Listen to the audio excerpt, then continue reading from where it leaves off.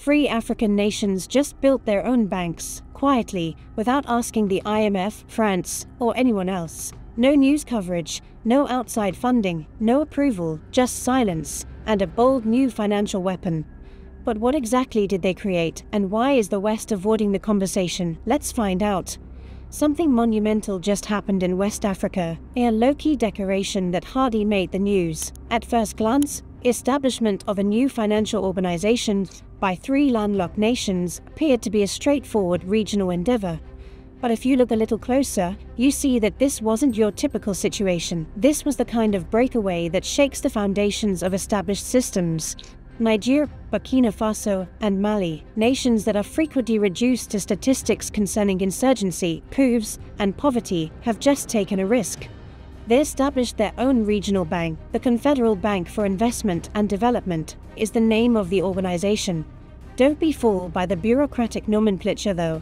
This is not some innocuous government agency. This uprising is expressed in money, a bank with a single goal: to finance the future without meddling, supervision, or Western funds. It began with 500 billion CFA francs, or between 820 and 833 million, a substantial sum of money by any measure, but particularly for nations that were told they couldn't finance anything without outside assistance until recently. The money is no longer coming from Brussels, Washington, or Paris. It originates inside their respective economy, inside their reserves, inside their local networks. It's African currency intended for African growth. This bank's existence alone isn't what makes it so disruptive. It's the cause and the location of it. These are not Africa's economic superpowers.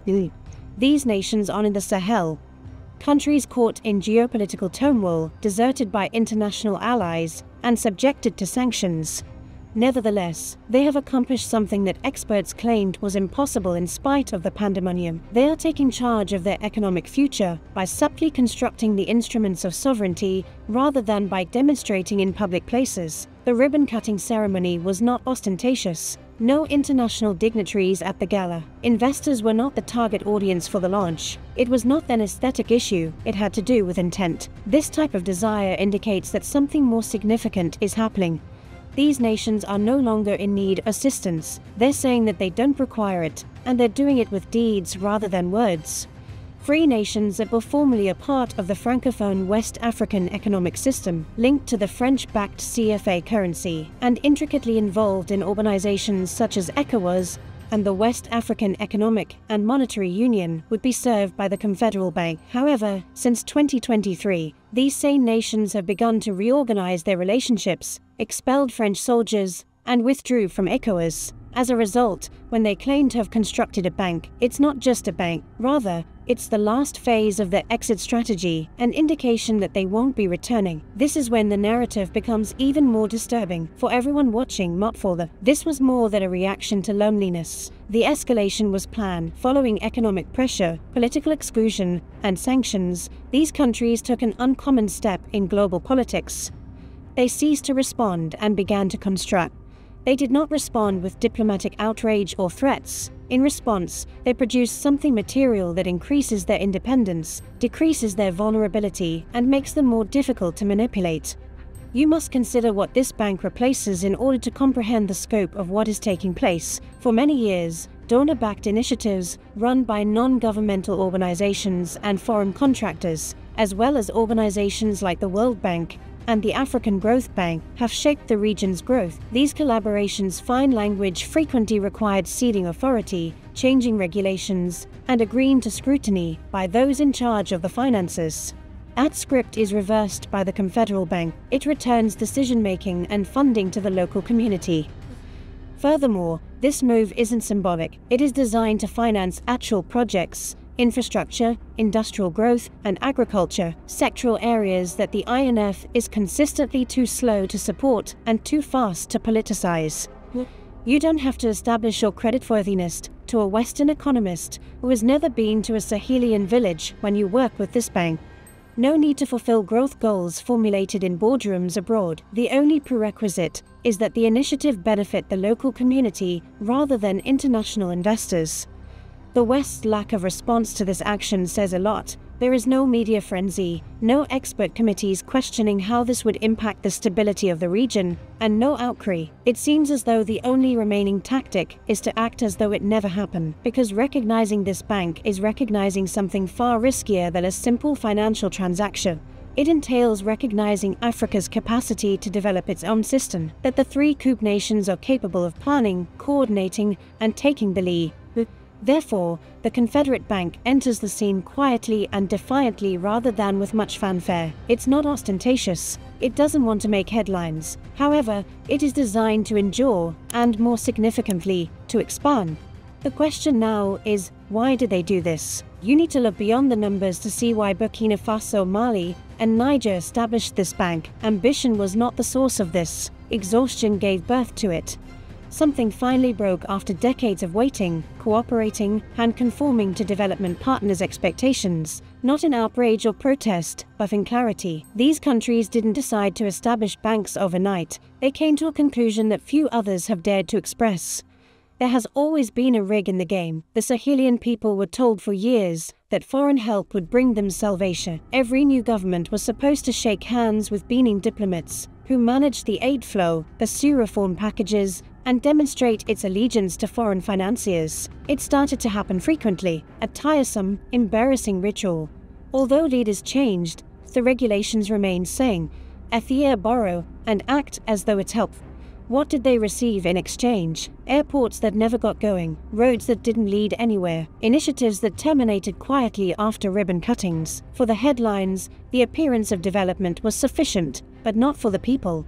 The reality is that a large portion of this aid was intended to maintain rather than end dependency, something that Western governments and international banks hardly ever acknowledge.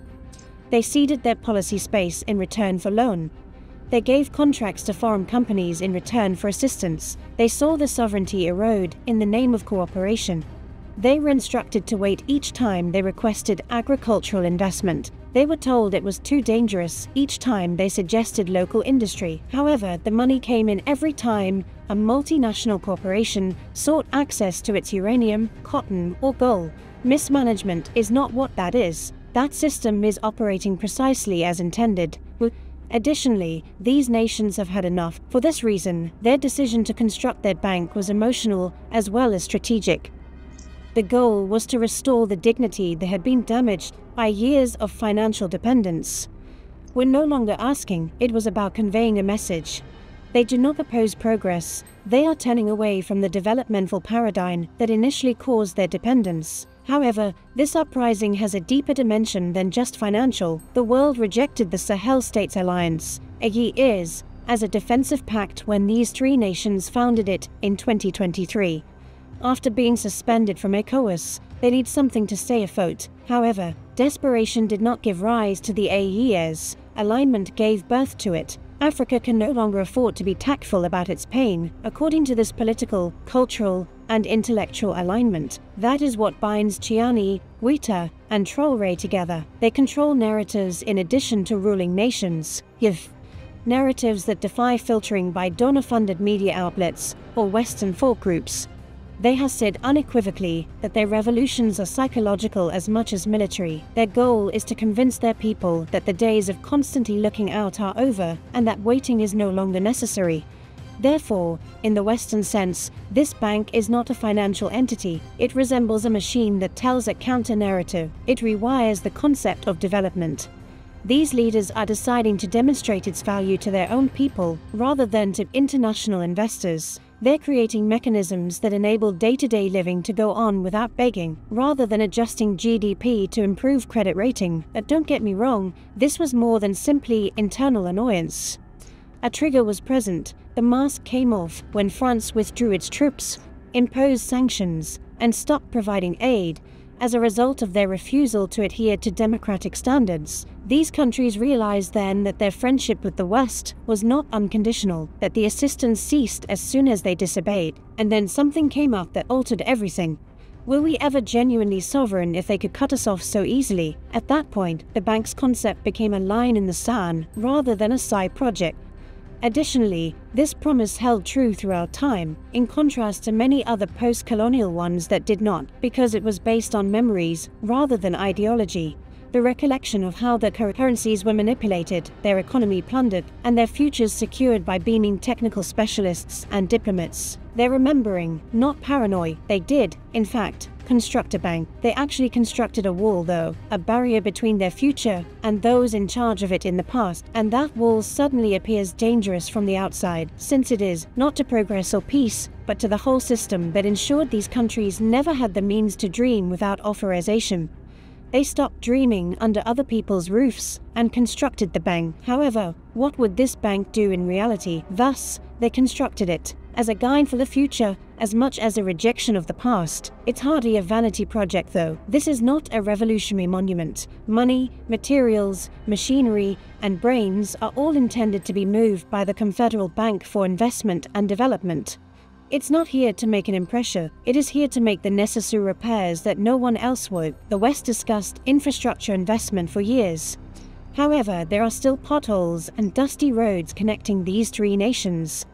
The only thing that changed was the consultants and their finding. Even though the World Bank would announce multi-million-dollar railway projects, the Confederal Bank is now filling the void left by broken promises. What's its top priority? Rewiring the bones of the area. We are referring to rail lines that link the uranium hubs in Nigeria with the industries in Mali, and then to the distribution centers in Burkina Faso. Nor to ports for export, nor to Europe, but to one another, for that is the distinction. This has nothing to do with exporting raw commodities to make money abroad. The goal is to create internal networks that support local labor and industry. The only viable routes for many years were those that led resources out of Africa. The goal of the Confederal Bank is to reverse the trend, to connect miners to refiners, farmers to processors, and goods to local markets. It's the liberation logistics. However, steel won't be enough to drive this change. Energy will be the future battlefield. The Confederal Bank is supporting a different future in an area dominated by imported gasoline prices and ravaged by blackouts. Energy grids that are locally maintained, decentralized, and renewable. The strategy: large-scale solar farm investments, particularly in areas with the highest levels of energy poverty and sunshine. These mega projects are not foreign-built and do not need IMF oversight. Residents of the area are funding these community-powered microgrids because schools remain open as long as the lights remain on. Refrigerators are operated by clinics. Local companies no longer rely on diesel. Development suddenly becomes a reality. However, energy is just one component of the chain. The other is food. The Confederal Bank is getting ready to make a significant foray into the food processing and agricultural industries through national distribution centers, village-owned companies, and local cooperatives rather than international agribusinesses. In its simplicity, the objective is radical. Eat what they grow and grow what they eat. These nations have depended on imported wheat, rice, and processed commodities for far too long, even though they had more than enough soil to flourish. Why? Because funding for food self-sufficiency was discouraged by the aid system. Importing was usually less expensive, not because the land was unproductive, but rather because local farmers were left with mush heats and droughts while foreign food came with subsidy. That formula is being reversed by the Confederal Bank. Farmers now have access to the full chain: equipment, irrigation, storage, and processing. They now purchase tomato paste in cans from Europe instead of selling tomatoes for penny. It's not charity. Agricultural sovereignty is this. Additionally, it is being constructed one hamlet, one tool, and one crop at a time. Then there are the heavens. Indeed, colonization has even spread to the sky. International airlines have controlled regional travel in West Africa for many years. It's a cruel joke. It is frequently necessary to travel through Europe in order to fly from one African nation to another. Now, it is different. A regional airline that operates direct flights from Bamako to Niamey to Ouagadougou, free of layovers, visa restrictions, and legacy carrier price gouging, is being established by the Confederal Bank. The goal is to establish an aviation corridor that promotes regional trade, tourism, and education, all of which are vital to regional integration but have never been profitable to international investors. However, it is more profound, because movement isn't the only aspect of integration. It has to do with trust. Furthermore, money has never trusted the frontiers of Africa. For this reason, the bank is creating digital platforms and interoperable payment systems that let people and companies send and receive money and carry out cross-border transactions without the need for euros or dollars, no more depending on the French-backed CFA system. No more exorbitant costs for merely sending money to Niger from Mali, unrestricted by colonial currency systems. The Confederal Bank is paving the way for genuine trade. Let's be clear too, idealists do not operate this bank. Those who run it are strategists. Every loan, project, and investment will be made with consideration for national interests, long-term return, and risk management. They have observed debt traps. The fine print has been read by them. They have also discovered that free money is typically accompanied by unseen handcuffs. This time, they're establishing the conditions because of this. No, they have no billions. Not quite yet. They do, however, have intent. Astute, well-organized, and independently funded, the goal of every dollar invested is to address the kinds of issues that no foreign partner has ever given priority to, because you drive in various directions while your hands are on the wheel. Catching up to the West is not the goal here. The goal is to construct what the West never meant to provide. You could view financial statements, project budgets, capital reserves, and numbers at the Confederal Bank, but only if you have an economist's mindset. You'll notice that it's not constructed like a bank at all if you take another look. It is constructed like a spine, a network, and a fortress, because there is a much more ambitious goal hidden under the paperwork and loan programs. Unification, for a reason not merely financial gain, about politics, of the policy, of individual development isn't the only factor here. The goal is to bind the three countries to a common future that can never be broken by an outsider. Africa's history has been one of disunity for many years, created disunity. In order to guarantee one thing, the boundaries, languages, currencies, and even time zones were determined. Fragmentation. Railroads are not shared by nations that share waterways. Foreign languages are traded by nations that speak the same language. It is common for neighbors who ought to work together to be obligated to different donors, to different creditors, and to separate agendas. It wasn't an error, it was a design. One that kept West African countries reliant on one another's vulnerability, as well as on outside funding. That wall has been blown through by the Confederal Bank, through genuine investment, rather than treaties or talk shops. Burkina Faso, Mali, and Niger are joining their economies and securing their futures together. Concrete fiber optic connections, collaborative ventures, and independent digital system, not a handshake. This bank lends to more than just nations. It provides funding to a bloc, and that counts, because you are no longer in three vulnerable states after your development plans. Energy grids, transportation systems, and food networks are all in alignment. You are a single, well-coordinated unit. The Confederal Bank serves as the financial engine of the Alliance of Sahel States, or AES, which operates on that fundamental tenet. Statements become infrastructure because of it. What makes vision into roads? What transforms the concept of onness into a reality that exists on shipping manifests, spreadsheets, and the everyday commerce between formerly unfriendly communities? In fact, put the bank aside for a moment if you want to truly grasp the gravity of this situation. Observe what it is substituting. Regional integration used to imply ECOWAS. It appeared to be a powerful West African bloc on paper. In reality, it was paralyzed, centered on a colonial currency that was still based on the euro, dominated by bigger countries like Nigeria, and in line with Western policy. Smaller nations had to plead with ECOWAS for flexibility for years, and in exchange, they received bureaucracy. However, ECOWAS did not behave as a brotherhood when the Sahelian military administrations began to make decisions that the West disapproved of, such as kicking out foreign soldiers, rejecting unfair contracts, and exposing hypocrisy. It behaved like a police officer: suspensions, prohibitions, closed boundaries, separation. Therefore, they went abandoning unity when the Sahel split out and established the AES. They were giving it a new meaning. Integration was not something they were opposing. It was being constructed on new turf. Furthermore, the AES is now more than just a political alliance because of the Confederal Bank at its center. It's a functional device, one that already has shared economic regulations, a budget, and a currency strategy in place. They are creating agreements for custom. They are creating collaborative procurement initiatives, a common market for essential commodities and services, is what they are suggesting, all supported, organized, and carried out by the bank. This is where it becomes even more potent, because unity is more than simply a tactic. It serves as a shield as well. These nations were vulnerable on their own to overthrow, to penalties, to sabotage the economy. Together, however, they are far more difficult to influence. Much more difficult to separate. No more isolated failure spots. No more using the vulnerability of one country to undermine the others.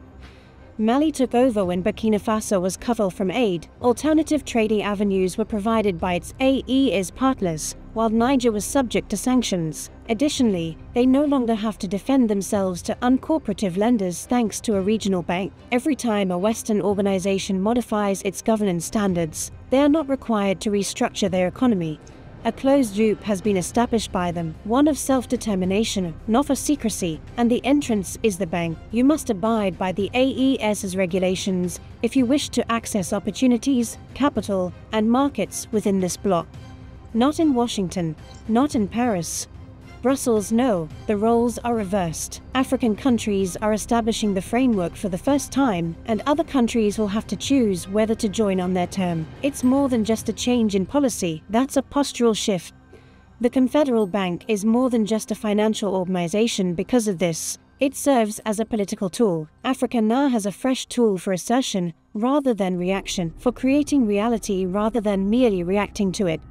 And it's already raising concerns outside of the Sahel. When Guinea requests to join the AES, what happens? When does Chad ask the Confederal Bank for funding? When a minor alliance accomplishes something that the AU hasn't been able to do for decades, this is no longer a local experiment. It is a prototype for a continent. It's also effective. Do you believe that anyone can now prevent African countries from achieving full independence? Do you still think that Africa is in need of assistance? Tell us what you think in the comments section below. We explore the rich history, culture, and the ongoing struggle for sovereignty in Africa. Join us in this important conversation by subscribing to our channel. By subscribing, you're not just staying informed, you're becoming part of a movement dedicated to reclaiming Africa's rightful place on the global stage. Hit that subscribe button and turn on notifications so you never miss an episode. Let's work together to spread knowledge and inspire change. Thanks for watching.